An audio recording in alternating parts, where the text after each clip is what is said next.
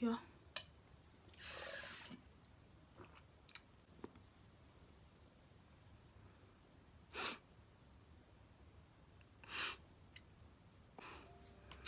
Hello everybody. Hello. Ha. Molweni. Ngegama lika Yesu. Guys, first and foremost, I have reached 200 subscribers. Thank you so much. I really do not know how I could thank you other than just upping my game and creating more relatable content, more realistic content. Not that anything I've created isn't realistic, at least it's my reality. But again, guys, thank you. Please don't forget.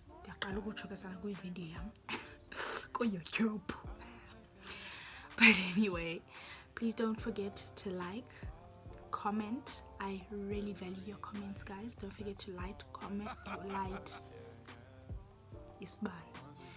Please don't forget to like, comment, subscribe, and share with your friends, guys. Like, lift a sister up, and lifting me up is not only about me, but I think it's about being a young person in 2020.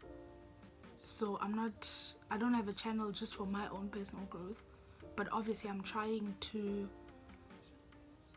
encourage personal growth in Dangazam as well, people my age, youth in 2020 and going forth. So I appreciate it, guys. Thank you so much. Welcome to I'm a bit nervous because this is where I touch on controversy as a concept, and I now become that controversial YouTuber whereby I speak about uncomfortable topics, uncomfortable truths that we'd rather discuss or engage in, in private or with loved ones. I know we do have liberal public figures and influencers and YouTubers that say whatever they like, and big ups to them, like Zizipo Mapipa'S. And I think this is the chance for me to say that it does exist, that when somebody compliments you, they say, yo, uzi goals. But there's a difference between uzi goals and uzi goals zam. That's when I mean I want to be like you. You're my goals. So to those liberal YouTubers, influencers, Africans, politicians, public figures, actors, actresses, just to any liberal person that doesn't mind being like that in the public eye, big ups, zam. So welcome to the soul searching sessions of Zizipo Mapipa'S. This is my first episode whereby I am speaking about a controversial topic, or by controversial I mean that a topic that could get me involved in a very unpleasant exchange of words. And I think with that said, I should go ahead and read you guys my disclaimer, and I might as well let you guys in on the fact that I'm a better writer than I am a speaker. Nyani, honestly. The best thing I do with my mouth is to talk smack. But when it comes to serious topics and, serious engagements, I will always do better or express myself better when I have premeditated something and I have written it down and I have spent time with it. So with today's topic, I've spent time with it, I've premeditated it, and I've written it down.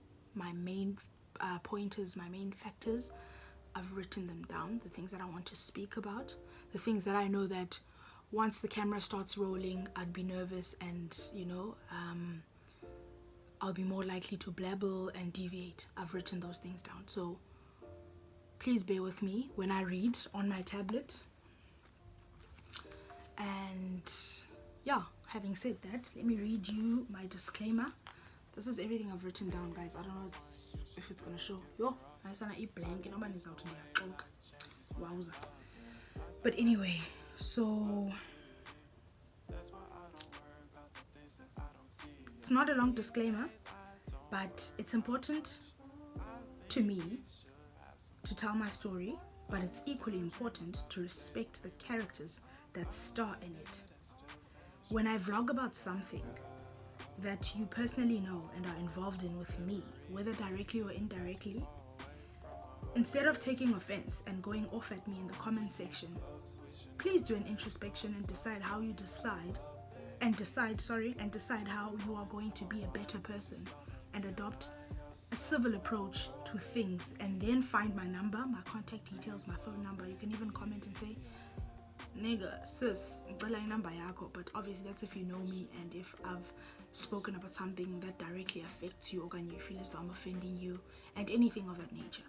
So instead of taking offense and going off at me in the comment section, do an introspection and decide how you're going to be a better person and adopt a civil approach to things, and then find my number and contact me, guys. Please contact me to discuss whatever grievances you have about the shoe fitting. You get it, ne? If the shoe fits. But yeah, the English idiom, guys. So I will not be taking part in spats. All my energy is really focused on self-betterment, growth, and anything that is not in that ambit can miss me. I mean it, guys. I know some people that know me personally or can have had personal encounters with me. Mhlambi, last you checked, but hey man, I will not be taking part in any spats, guys. I really will not be. I can't promise that I won't give sarcastic responses though. A leopard never really changes its spots, eh? Well, it never changes, but they can fade. So mine have faded, okay? So I can't promise that I won't give sarcastic responses when I can't resist the urge. But I really won't be engaging in conversation. Nor will I be afraid to let crickets chirp. So yeah, guys. And going back to what I said about liberal public figures and YouTubers and everything of the sort, this is something I want to read to you, and something that dawned on me, obviously, now as I am becoming a more liberal YouTuber. And it's something I wrote, and it's short. It said, well, it didn't say in the past, because it still says it now. Hey, English. It says, if you use your honesty to bring people down, then you need to take a second look at the purity of your heart. Also, I've learned that even though people may not reciprocate my treatment, it's not about them. It's about me being unchangeable. And it's about me being unchangeable in the angelic nature, you know, that God intended for my personality.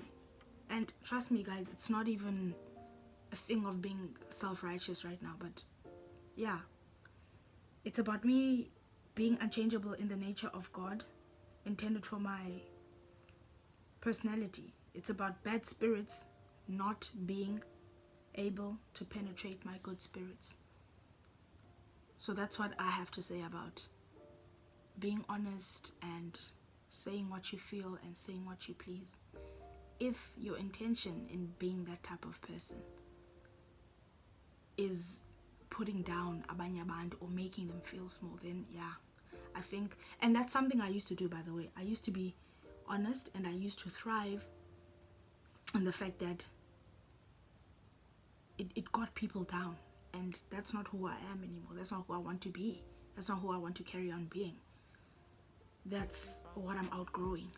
And obviously now, I'm not gonna come here on YouTube and be like, oh, does I run Kolile? No. I'm human, guys. I'm growing, I'm changing, and that's that. And I don't think that part of growth is hiding what you've been or pretending that you've never been in a darker place than you are now. So yeah, those are my hey guys, and I'm very forgetful when the camera's rolling, hey, because subconsciously I'm aware of the fact that, you know, time is ticking and I'm on camera. So the first way my nervousness shows is my forgetfulness. So what I was trying to say is that those were my I can deliver. That was my disclaimer, yes. So let's get right into it now. I will be speaking. I will be using Utata Joshua Maponga's interview with Zizipo Touch okanye by Zizipo Touch lona wa se Metro FM. I'll be using that interview as an analogy, and what I can remember for what I've written down in my notes is the fact that from that interview I've only taken what squarely falls into what I'm speaking about today. You know, I will post the link in my description so that you can go and watch the interview and see what it's about and get the full perspective on the topic, which is a bigger side of the spectrum of what I'll be speaking about today, you know, in this video. Okay, let me open my notes, guys. Oh, wow. Boob punch. So I think, as I've already highlighted, guys, I'm not a writer, but I'm better able to express my thoughts and feelings in writing, and writing is the best way I can put my thoughts in order so they're easy for the recipient to understand and follow. Okay? Mental health tip, guys. If you're still at the phase where you look down on someone because of the way they speak English, yes, I'm going to read that again because that's my topic. In the video, that's what I'll be speaking about today. That's the controversy that I'll be touching on. If you're still and it's a mental health tip, guys, because it's a tendency or it's a habit that's engraved in your mentality. Hence I said it's a mental health tip. So here it goes again. If you're still at the phase where you look down on someone because of the way they speak English or pronounce its words, then we must look at what you measure your own self-worth by. Your own standards of your self-worth. Are you you, and are you human, and do you love yourself because you sound, you know, like you sound like what you are told is good to sound like? Okay. So, guys, for me, the lockdown was a chance to lock down and address toxicity as an evil of human nature. That inevitably led to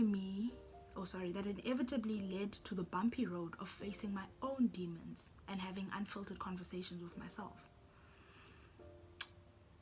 Who I've been, who I am currently, who I aspire to be, and why I aspire to be that person. Because the only heaven that we are sure exists, is the one that we create in our minds, guys. It's the one that we create for ourselves, and it's the heaven of mental health and stability. It's funny, in primary and high school, and I guess we could be more lenient to the children that age, because that's the first kind of humor we are taught. You know, laughing at how another person speaks, laughing at how another person looks.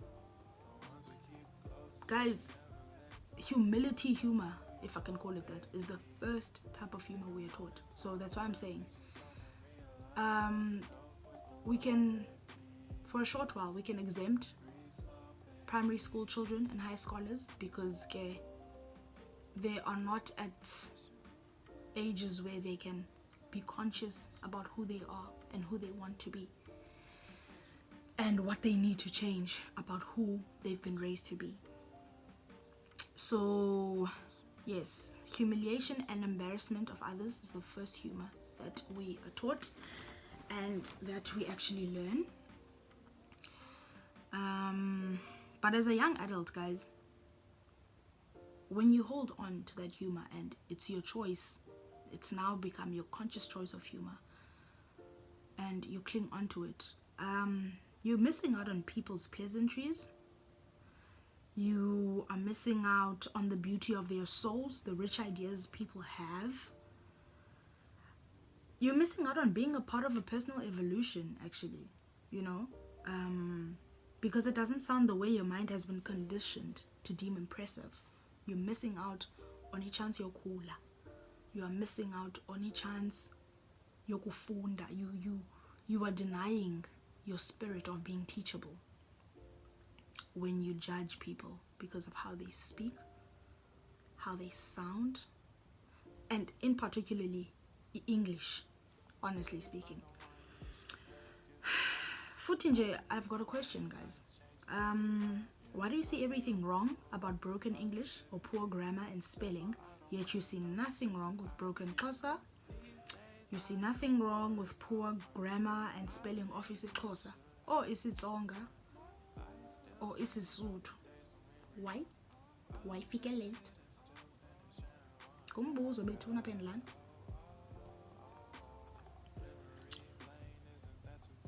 So yeah, guys, that's my first draft. And now let's speak more about the interview, ne? Ooh, it was shaky. Equipment, quip. Let's speak about the interview. Now you have just written a few pointers. So 1 minute 46 seconds into the video, ne? The video of the interview between the interview whereby Zizipo Mapipa'S is interviewing Utata Joshua Maponga. 1 minute 46 seconds into the video, all the reflex bother that surfaces when I hear Zizipo Mapipa'S speak surfaced again, but with a more chance-giving comprehension this time. And obviously I asked myself why. And disclaimer, once again, this is not a personal attack on Zizipo Mapipa'S, because essentially I don't know who he is and I don't know him personally, and even if I did, I'd be mindful to choose not to judge him, because that's part of practicing mindfulness for personal growth. It's the choice to not judge. Judging is something that's difficult to not do. The human nature of most people, or most people that I've encountered, comes with being judgmental, even if it's on a subconscious level. So that's why I'm emphasizing the fact that you are being mindful in choosing to not judge. So Zizipo Mapipa'S is a public figure though, and that position in society deems him more prone to being made a case study and being spoken about analogously, so as to impersonate a point, a concept, or a topic. Impersonate or make a living off. That's what I'm trying to say. So that's why I'm speaking about Zizipo. Besides the fact that I stumbled into that interview, because obviously when you are on YouTube a lot, the app tends to pick up the kind of content that you watch, and I'm into documentaries, I'm into sensitive topics, and obviously the likes of Mr. Maponga will pop up, because I'm subscribed to all these channels is Naye that I know about, and all these African channels and everything of the like, you know, because those are sensitive topics, topics about who you are, especially in a continent where most times you discover who you are after a wake-up call of discovering that you've been born into brainwash. Don't know if that makes sense. But anyway, so 1 minute 59 seconds in, when Utatu Maponga greets and says it's nice to put a face to a name, it confirmed to me that I would not have given Thibo Touch the chance of day to teach me anything had he not have thought to speak to a layering leader of the core of Africa, such as Utata Maponga, because that is the layering leader.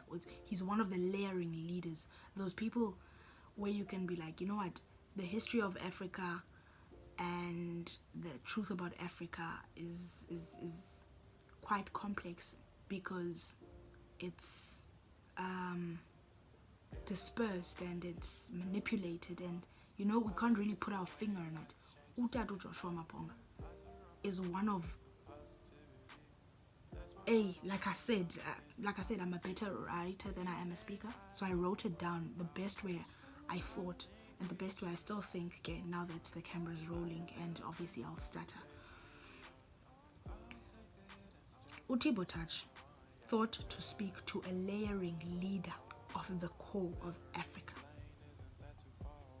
and that's the only reason I listened to him, and I realized that had he not been in the same video, not even just being in the same video, had I not witnessed him interacting with Utatu Maponga, because obviously ungathetha no Joshua Maponga, there is something about him or about his views that you agree with or disagree with, you know, or that you are curious about. And if you're curious about men like Joshua Maponga, and it's not even about him, guys, I don't know him, Utata Wabantu, the first time I heard of Utatu Joshua Maponga, I was stuck in traffic. It was a hot day, and I'm a loyal listener of Umhlobo Wenene FM. Everyone knows me, like nobody DP, even when I used to stay in Bloemfontein. All the way. So I heard him on Umhlobo Wenene FM interview he had with Amazanchanga, no Zizo Dretti. And the show was ending, and he said one thing, it was 1 or 2 sentences, and they had to cut him off. And luckily, after every interview was on radio or on TV, they say, thank you, that was Ubanban. So I was like, who is this man? And Amaza said, that was Utatu Joshua Maponga. Yo, guys, I didn't even have Indo Yobala, because usually for me to remember things, I need to write them down. Dalinkaya. I literally parroted his name, Joshua Maponga. When I got home, I googled him. That's when. So Ndizamukuti, it's not about him, but because I don't know him personally, you know, and I'm not here speaking highly of him because there's a personal agenda or anything, but I'm speaking highly of him because that's the standard of his work. That's the kind of African he is. That's the kind of African we should all be. So seeing Thibo Touch interviewing him got me thinking, okay, maybe this is the time I should be giving Thibo Touch a chance. And I couldn't just pretend now that I've always known okanye given a chance anything Thibo Touch ayithethayo, because mna ibisithi radio xa ikhala ku-metro ke every now and again when I'm listening to metro for whatever reason, if kungena Thibo Touch ndiyayicima because I just couldn't stand the accent, and I'm still gonna touch on that. Yes, so like I said, guys, bear in mind that I'm pointing out from that interview only what's immediately direct to my topic and about our instilled and later chosen mindsets as black people, black adults and black children. So which in turn show most immediately in our first impressions of people, in our habits and patterns of treating people. In the sense that, guys, you tend to treats is sweet. You tend to treat professionals better than hobos. It has now become human nature. It's instilled human nature, Mandicho. I don't think it's God-given. In fact, I know it's not God-given human nature. So you tend to treat professionals differently to hobos. And I'm speaking about difference in the dignity you afford them. I'll say that again, but hopefully more comprehensively. You tend to treat people differently in the dignity you afford them. Your reflex is to treat a municipal domestic worker with less respect, which is in turn dignity, than the municipal manager. Yeah, that's instilled human nature of the African now.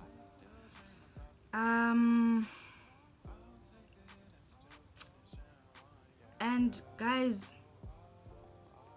this is why I use Zizipo Touch as a case study here, because his forced American accent, which to me has always indicated a lack of African pride. And yes, I understand that he grew up in the States, whatever, okanye ufunde estates, but kwaloo nto that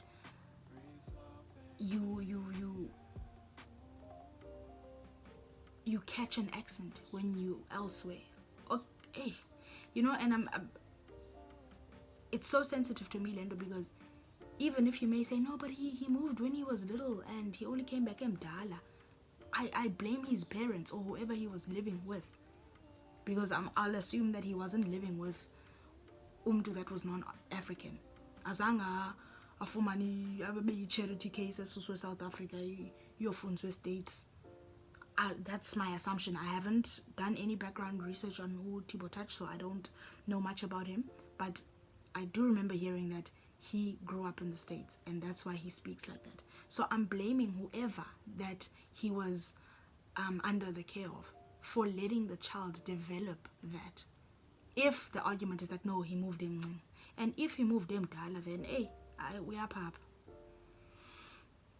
And I got not in a bad way. There's no good way of saying we are papa, but okay.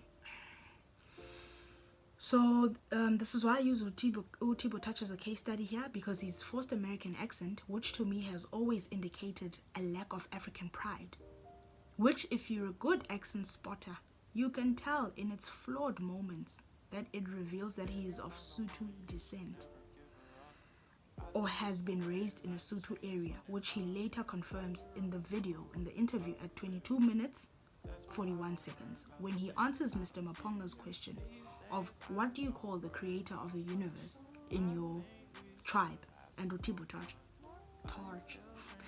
Touch answers Modimo. So yeah, guys, that's basically my content for today. And now that I've layered down all my thoughts, I think now I can sort of free-handedly give an opinion, or can you wing it and say what I'm thinking now without feeling like I've deviated from what I wanted to say initially. Like I've been reiterating, guys, this is not a personal attack on Zizipo Touch. This is not a personal appraisal of Utatu Joshua Maponga, but that interview, and because they are public figures, that is a good analogy to what I want to say. Yes, guys, as you've seen throughout me making the video, it now comes naturally, you know, it's been instilled to come naturally to us to make jokes or even mock accents, you know. And there's another thing that I wrote actually about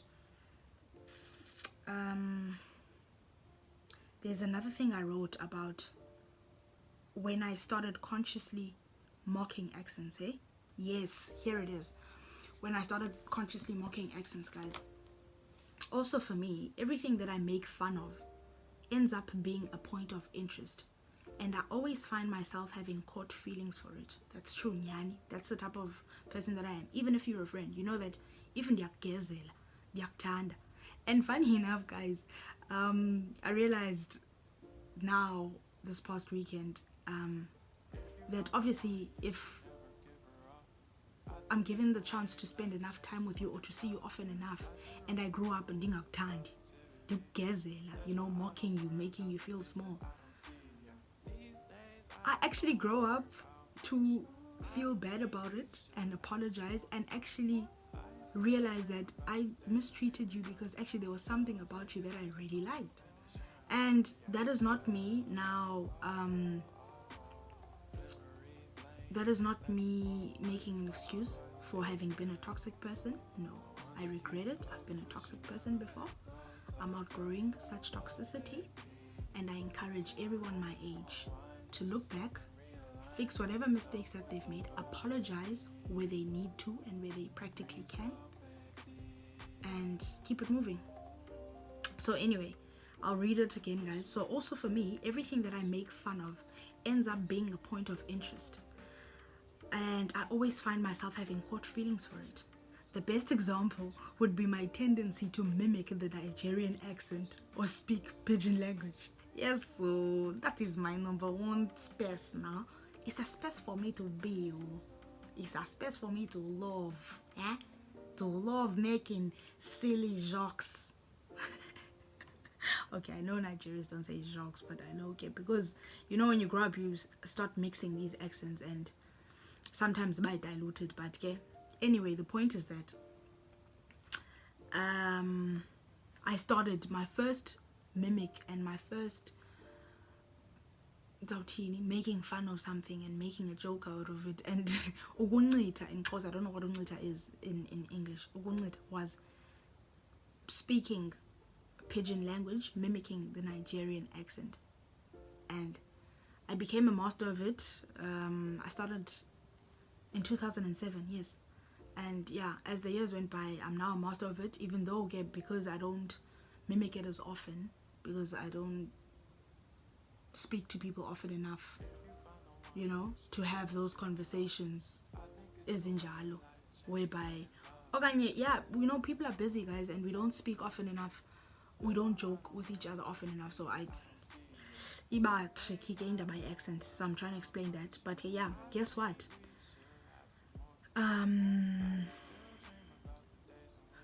Okay, so I have to read that again. Sorry, guys. The best example would be my tendency to mimic the Nigerian accent or to speak pidgin language, which got me venturing into Zimbabwean or Shona accent. Ne?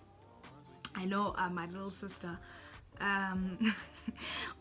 Alota, she likes to laugh because somehow she can just figure out when I'm making an accent, and it seems like she can figure out where it's from. That's one thing I've picked up. So usually when I mimic Shona people or Zimbabweans, I always mimic them trying to speak isiXhosa or isiZulu, you know. So I don't mimic how they are in Zimbabwe per se, but how they are in South Africa. Whereas with Nigerians, I mimic how they are back home as well as how they are here. So I always say, andifuna kuthetha.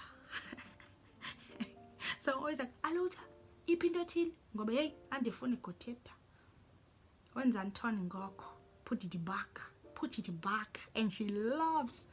So yeah, anyway, and guess what, guys? Nigeria became my top wish list destination of travel. It's true. If you know me from primary school days, ubunganibuza what's my dream destination? Nigeria. I promise you. If kuthiwa mandiwine to go somewhere, if kuthiwa must choose between going to Paris and Nigeria, I would jump to go to Nigeria. Because from making fun of it, guys, I realized that I really love it. There's something about Nigerians that I really appreciate. And even with the way they speak, you know, the fact that abakata, there's no care. They speak like they've got no worry in the world. That's why I like the accent as well, because it's an accent that, and even like pidgin language, yeah, they're just trying to pass the message. As much as now it's formally becoming a language, Okanye has formally become a language, they're just trying to pass the message. So I find myself dreaming about Lagos and how I'd feel if I were in the beautiful water slum of Makoko. Take me to Makoko. Okay, and yes, guys, it's a slum, but it's one of the country's most beautiful places. So much that the Nigerian government now wants to exploit it by removing the residents of Makoko in order to make Makoko an upmarket neighborhood. And that's because that's the nature of our African governments and leaders. Like, we are really led by abantu abasithengisayo from history. History even tells us we are really led by sellouts, guys. And if the shoe fits, if any public figure comes across this video, if the shoe fits, we are led by sellouts. Nyani. So now the Nigerian government wants to remove the residents of Makoko in order to make an upmarket neighborhood. And yeah, I won't say anything more about this because that's a whole new video now.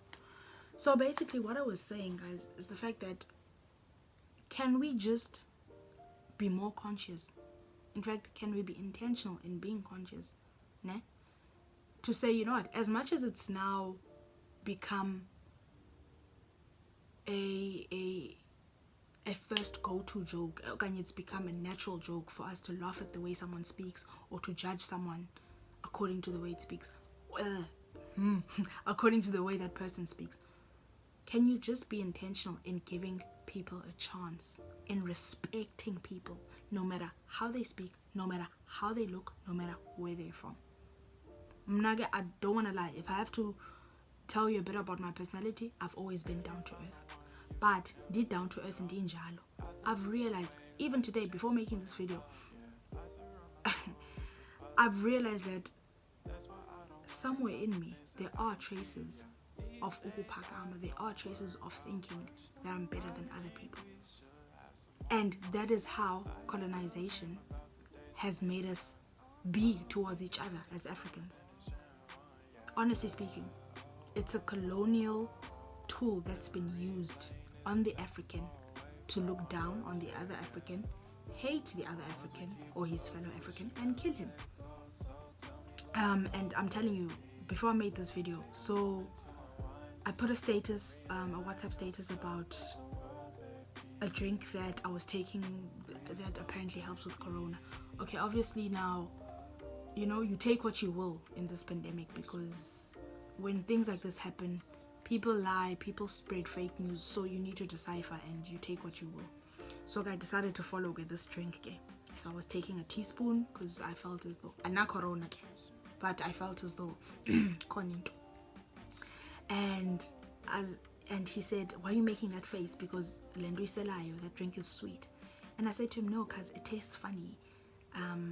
It tastes funny, and yeah, what do you know, but it's sweet, and it's not bitter. And I said, no, it tastes funny, it tastes weird. And he says, it's only because you know the type of people that drink it. It's only because you know the target market of that drink.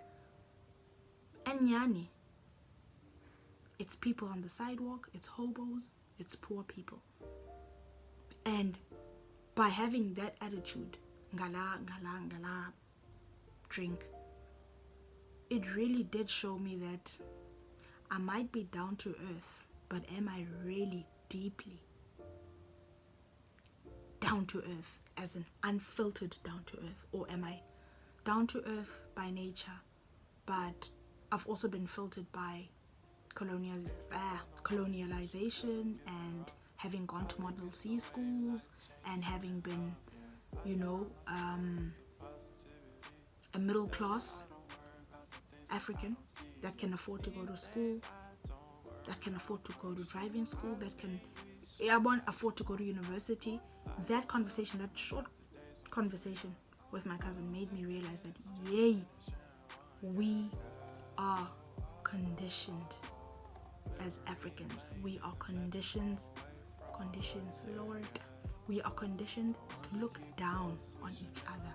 In fact, we are conditioned to look down on ourselves. And it has long ago become a mental health issue. That is probably the root cause of all our depression as African people, and even as individuals as Africans. The root cause of whatever is because you feel a certain inferiority about yourself because of the color of your skin, the texture of your hair, you know. And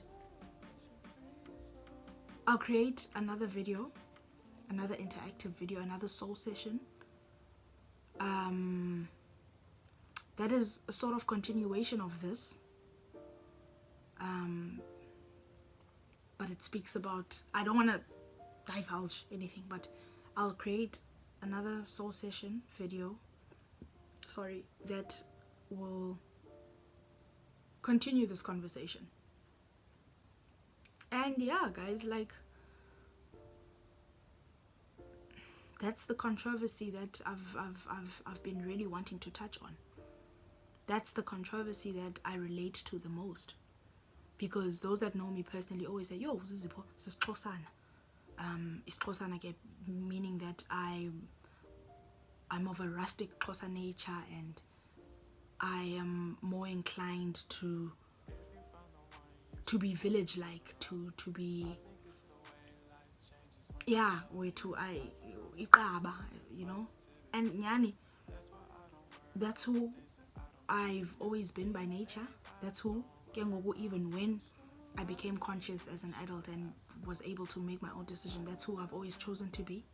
But like I said about the conversation I had with my cousin before shooting the video, I've also realized that one way or another, now I've been infiltrated by colonization. Oh Lord. Colonization. Having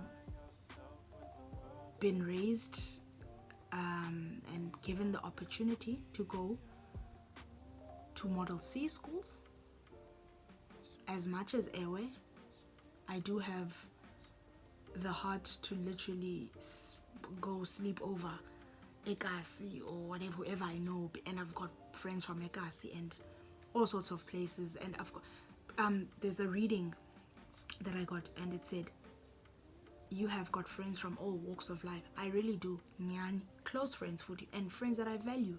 And even if they're not friends, people that I really love, that are from all walks of life. But have I reached my full depth? Have I reached my full depth of being down to earth?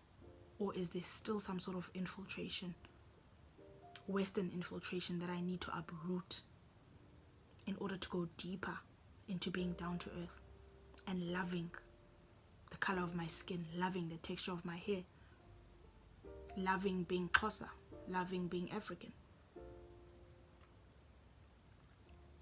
appreciating the languages of my fellow Africans. Like, I know my Tonga friends know, whoa, shtibela kwi. Ulabai. They know I love isiTsonga. I love isivenda. Nda, that's all I know. It's unfortunate. Jwin. That's all I know. But that's my persona, you know. Sipedi, yes, I know the common thing that everyone knows, wakoshisha. And I thank God that that's me, you know. That makes my depth, you know. That makes the layers of my heart. The fact that I love being black, I love being African, I love being South African. I love being South African. And I love other languages. I love my Zulu friends know, you know, my Zulu relatives know. Nje ukuthi unamaspo, that's slang. But anyway, they know, you know, everyone of a different language and of a different ethnicity from isiXhosa knows that that's me. But even though that's me, is there anything that I can uproot from who I think I am? Or is there anything that I'm noticing that deviates from that? And that's what this conversation is about. That's what this video is about. Don't forget the disclaimers, guys. And if you comment, I'm really hoping that the comments are not going to be switched off, because this is interactive. And if you comment I send out yes, no Kongo, finally shine. But again, if I'm trying to ngixhuzule ngenye imini ecango kwakho lithi wahla ngempama. Bye guys. Thank you for watching. But John, sicela ufone lo baba lo electric igisi iyabhoma lapha kamaplaka la siplaka khona microwave nama fridge siyacela singashona.